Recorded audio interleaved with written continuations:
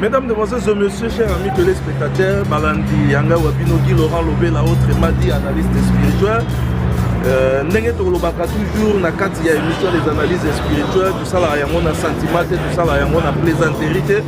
tout ça là yango pour yo sepela tout ça là yango pour te nzamba sepela nzambe soki asepeli yo nzamba kokisela ki yo na ngai nde tokozwa yango kasi soki nzambe asepeli te oyo tozali kozela na part ya nzambe tokozwa yango te parce que tosepelisi batata bamama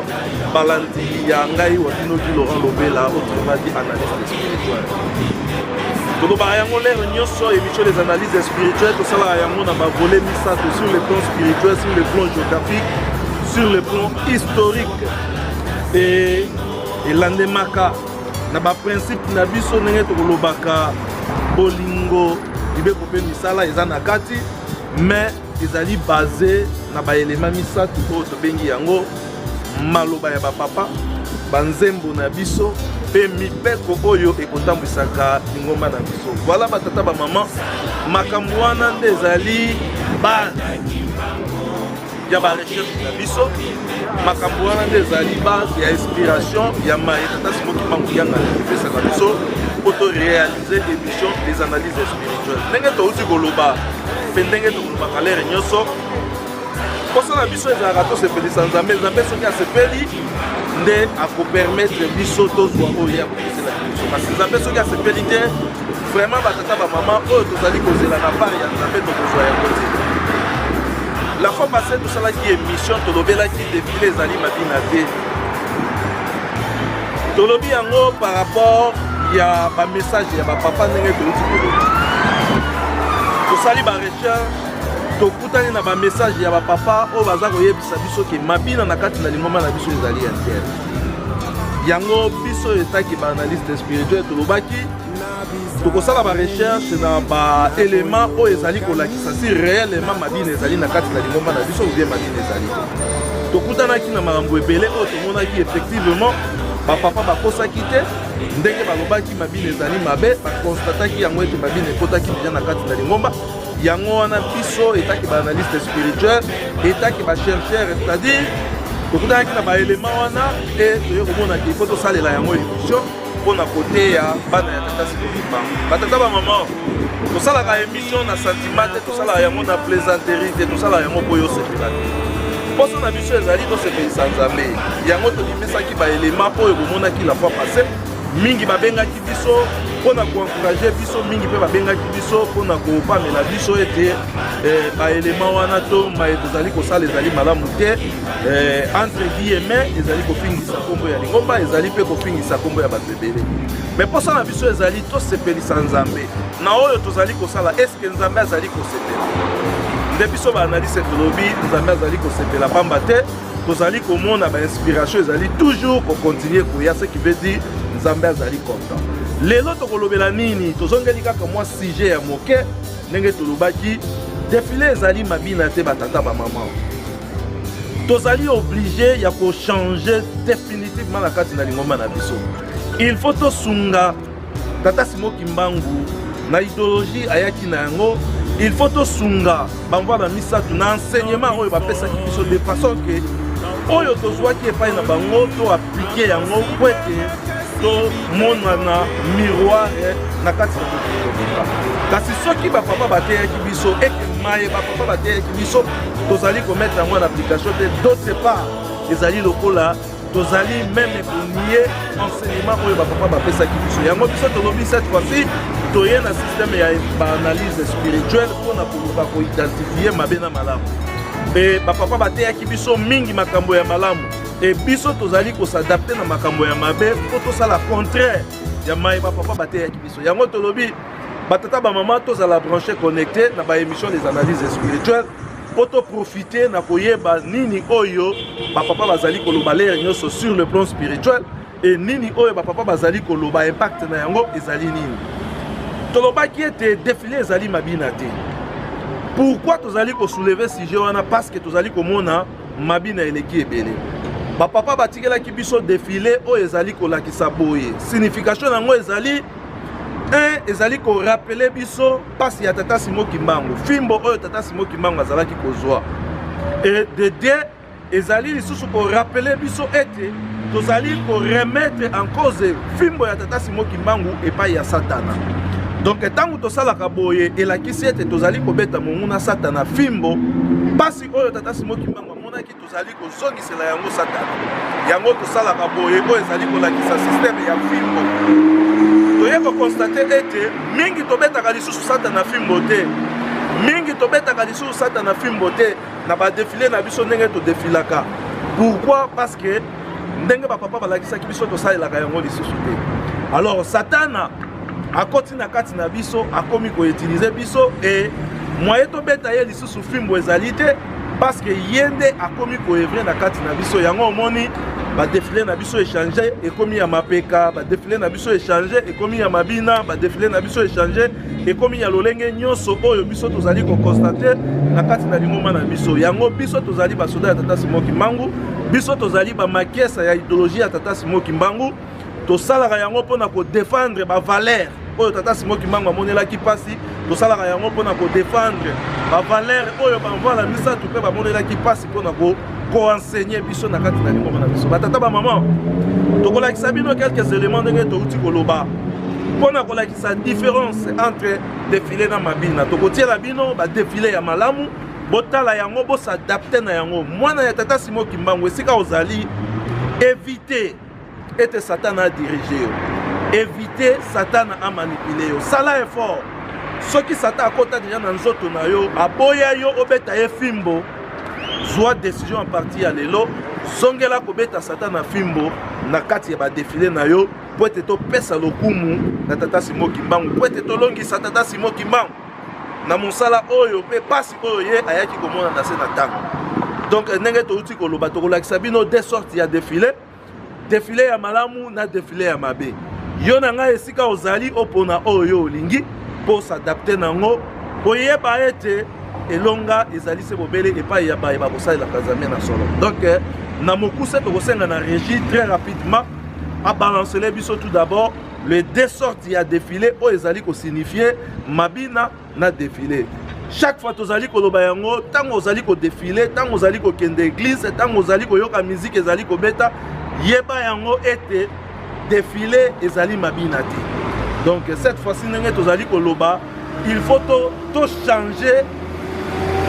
Il faut to changer pe bizali na biso. Parce que toyebi ete satan akota na lingomba, tokoki kopesa ye nzela te azwa possession ya vie spirituelle na biso, azwa possession ya ko gérer makambo ebele et puis oyo nyonso tozali komona ya mabe, tozali kolinga kopamela yango te parce que ndenge tolobaka yango tokoma déjà ba complice na likambo oyo ya tata Simon Kimbangu pona kopesa monguna faveur à diriger biso pe asala makambo ebele. Nyonso tozali koloba batata ba maman ezali mayeuti na maloba ya ba papa, ezali ezali ko uta tango nyonso na banzembo na biso. Régie très rapidement balancer les biso deux sortes ya défilé oya mabina bapona ya bango ya mabina et oyo pe bako voter kobeta satan na nzete, kobeta satan na fimbo po ete topesa lokumu epai ya tata Simon Kimbangu na kosala oyo ayaki kokolela pasi tolanda défilé to comparer défilé ezali mabina ou bien défilé ezali mabina te. Merci.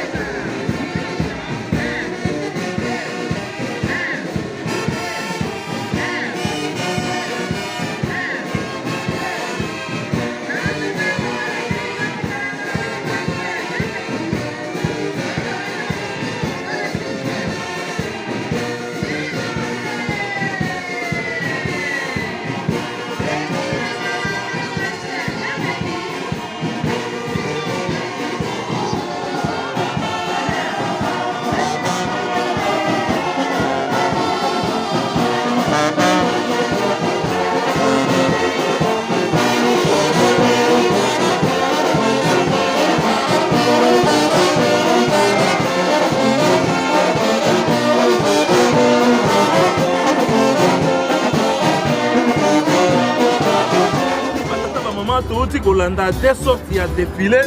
ndenge tolobaki défilé ezali mabina te biso nyonso oyo toye na bizaleli ya mabe na kati ya lingomba toyeba yango ete ekozwa lisusu nzela te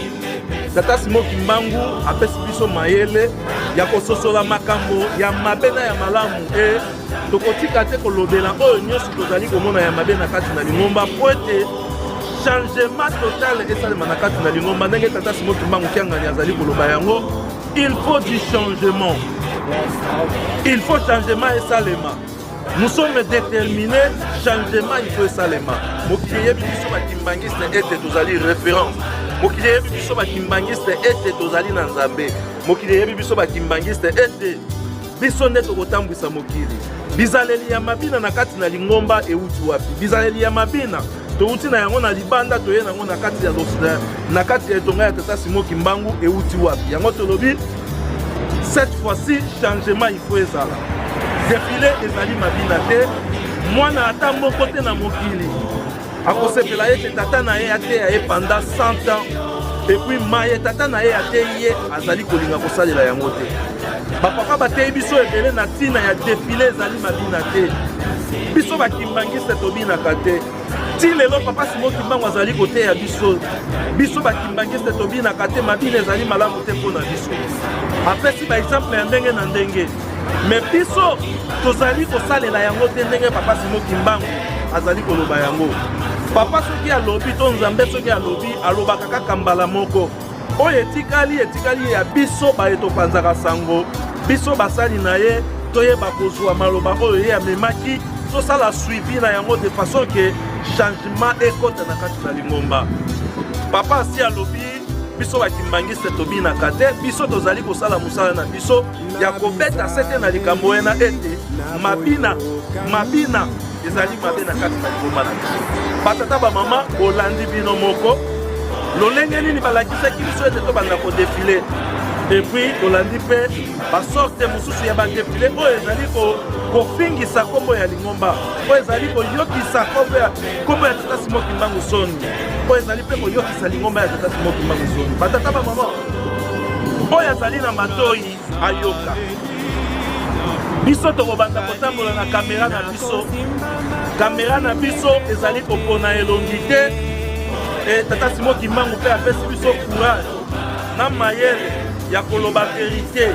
kamera na biso ezali kopona elongi te tata paster soki ozali kodefile bongisa defile na yo kobina te